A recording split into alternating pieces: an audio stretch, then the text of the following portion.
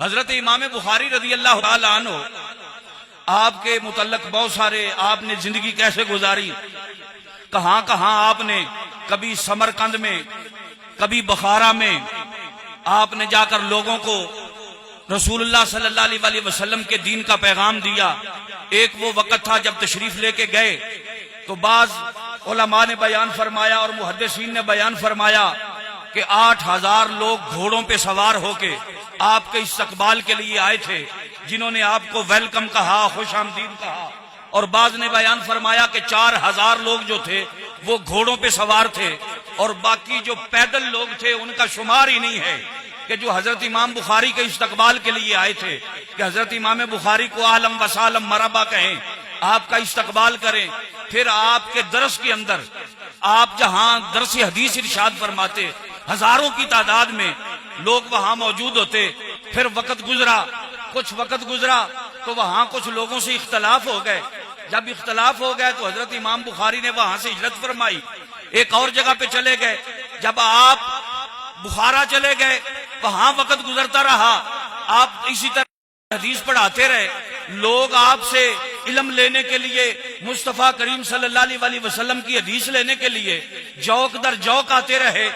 علاقے کا جو وڈیرا سیاستدان تھا یا علاقے کا گورنر تھا، وہ کہنے لگا کہ حضرت آپ کے علم کے بڑے چرچے ہیں، بڑے شورے ہیں، آپ کی تحقیق پہ بڑی باتیں کی جاتی ہیں اور آپ کے حافظے پر لوگ بڑی مثالیں دیتے ہیں، میں چاہتا ہوں کہ آپ میرے بچوں کو بھی پڑھائیں۔ تو فرمایا کوئی مشکل بات نہیں ہے، تم بھی اپنے بچوں کو بھیج دو۔ وہ کہنے لگا نہیں، چونکہ میں وڈیرا ہوں، میں گورنر ہوں، تو میرا بچہ ایک مدرسے میں جائے یہ مناسب بات نہیں لگتی۔ آپ مہربانی فرمائیں، میرے گورنر ہاؤس میں تشریف لائیں، میرے محل میں آئیں، یہاں آ کر میرے بچے کو پڑھائیں۔ فرمایا نہیں بھائی، بات ہی سن لے، میں نے رسول اللہ سے وفا کا عہد کیا ہے، میرے نبی کا دین کسی سیاستدان، کسی وڈیرے یا کسی کے وڈیرے کے دروازے کا بھکاری نہیں ہے جو دروازے پہ پھرے۔ تو نے بچے کو پڑھانا ہے تو اسے میرے پاس بھیج،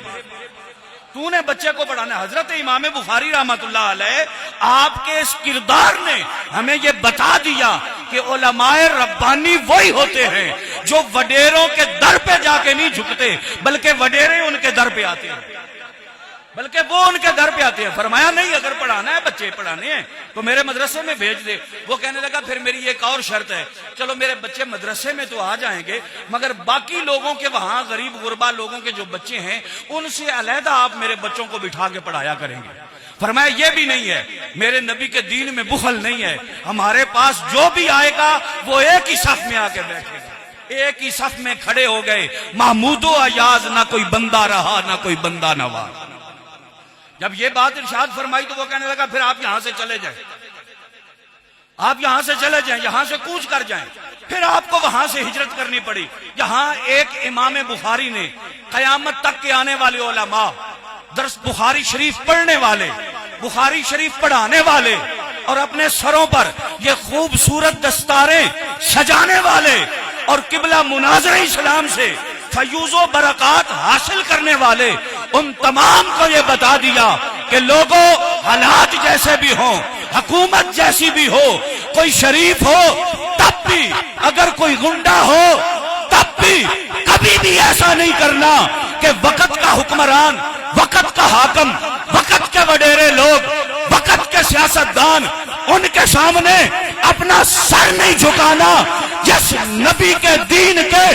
تم وارث ہو، اگر تم اس پر استقامت اختیار کرو گے، نہ دنیا میں تمہیں کوئی جھکا سکتا ہے اور نہ میدان معاشر میں تمہیں شرمندہ ہونا پڑے۔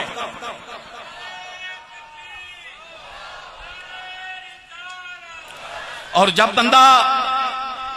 بندہ حق بات کرتا ہے تو پھر معاملات تو ہوتے ہیں۔ وہ اقبال نے کہا اپنے بھی ہیں خفا مجھ سے،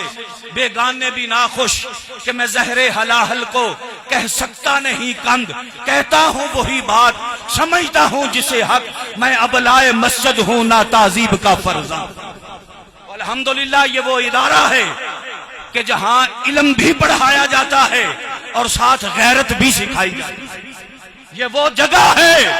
کہ جہاں آنے والوں کا تعلق مدینے کے تاجدار سے جوڑا جاتا ہے اور انہیں بتایا جاتا ہے اور انہیں سکھایا جاتا ہے اور انہیں اعلی حضرت کی فکر دی جاتی ہے اور انہیں یہی بات سمجھائی جاتی ہے کر مدہ اہل قبول رضا پڑے اس بلا میں میری بلا میں ددا ہوں اپنے کریم کا میرا دین پارا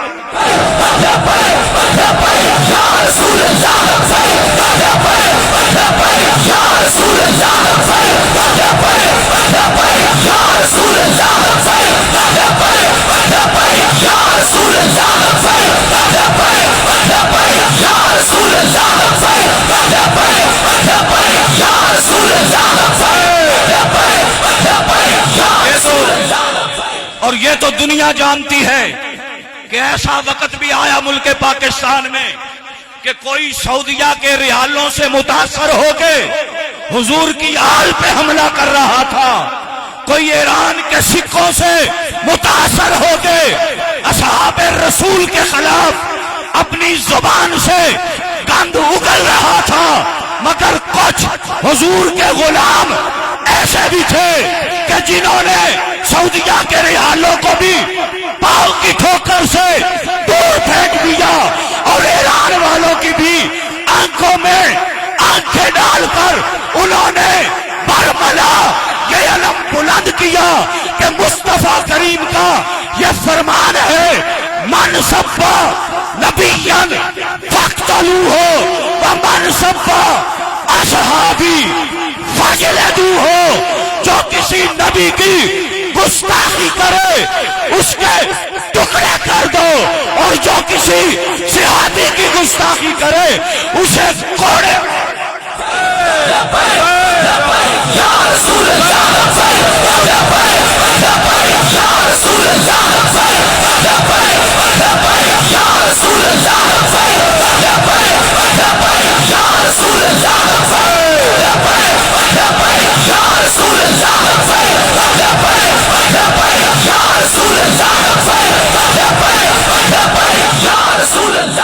یہ جو علماء حقہ ہیں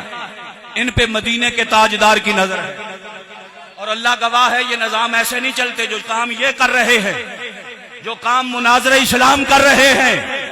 جو کام صاحبزادہ محمد احسان الحق جامی صاحب کر رہے ہیں، اپنا ادارہ ہو، اپنا آستانہ ہو، اپنا دربار ہو، پورے علاقے میں آباء و اجداد سے لے کر کبھی گستاخان رسول کے فتنے کی سرکوبی کی جائے، کبھی جناب خوارج کا مقابلہ کیا جائے، کبھی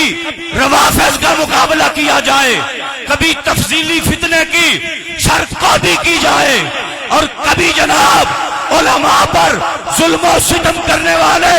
یہود و نصارہ کے ایجنٹوں کا مقابلہ کیا جائے، پھر ادارہ بھی چلایا جائے، کبھی 4th شیڈول لگے، کبھی 780A جیسے خطرناک ترین مقدمات کیے جائیں، طرح طرح کی ایذائیں اور سزائیں بھی سنائی جائیں، درجنوں قسم کی FIR بھی کی جائیں، پھر بھی اگر کوئی میدان میں کھڑا رہے، پھر بھی اگر کوئی استقامت کا پہاڑ بن کے کھڑا رہے، نہ وہ روافض کے آگے جھکے، نہ خوارج کے آگے جھکے، نہ تفضیلی فتنے کو وہ کبھی سپیس دے اور نہ کبھی وہ حکومت کے غنڈوں کے آگے ہاتھ پھیلائے اور یہ نظام بھی چلتا رہے، یہ ادارہ بھی چلتا رہے، پھر میں بقول اقبال اس کی عظمت کو سلام کرتا ہوں کہ تو نے پوچھی ہے جو امامت کی حقیقت مجھ سے، خدا تجھے بھی میری طرح صاحب